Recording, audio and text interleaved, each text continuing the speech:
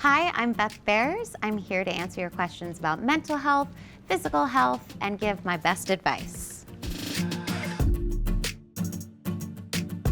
I have had quite an experience trying to figure out with my crazy schedule how to prioritize exercise, eating well, and the real answer is I can't do it all perfectly every day. Nobody can. I definitely know there are mornings when I wake up and I have to listen to my body and be like, you know what, I didn't get a great night's sleep last night. I have to go do a 14-hour day on set with physical comedy.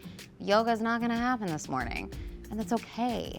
The most important thing is to prioritize how you feel on that day. And maybe it's, you're trying to cook healthy, but that morning things go wrong, you didn't get to put something in the crock pot or whatever, and so you end up ordering in, and it might not be the healthiest, but it's better for your mental health that day. I am a recovering type A perfectionist, and it's been very hard for me to not follow a strict schedule and feel guilty when I don't accomplish everything I want to. But I think that the word that I always come back to, and I try to just give myself grace and think about what I would tell my best friend. Sometimes we treat ourselves so much worse than we would treat a loved one. Prioritizing mental health for me is number one. I've suffered from anxiety and panic attacks my whole life.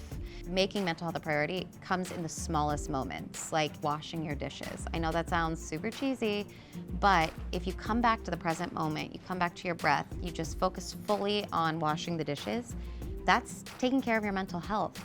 Anytime our minds are going, and we have lots of thoughts and fears and worries, that's when our mental health kind of tends to go wackadoo.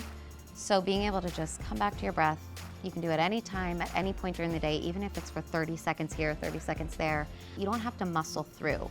I've always thought of myself as like a tough cookie, and I can take care of myself, and I'm a cowgirl, right? Like, cowgirl up. And I wish I could go back and tell my younger self that you don't always have to cowgirl up. It's okay to ask for help, and it's okay to take the time to take care of yourself. Burnout does not mean success. As much as I think in my 20s, I thought that the busier I was, the better or the happier I was gonna be. And it's actually the opposite. The more stillness I can find in my life, the happier I am. I think that's actually really important. We always talk about, what do we do on bad days? But on good days, it happened yesterday. I was on a hike and I was alone. It was like really quiet on the hike. It was sort of the middle of the day.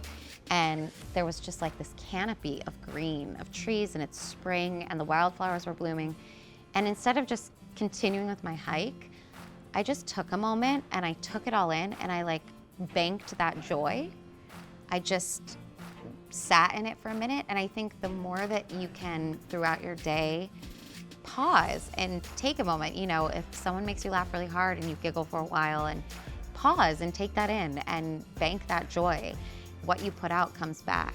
So the more that we're acknowledging the good and taking in the good, the more we're gonna get.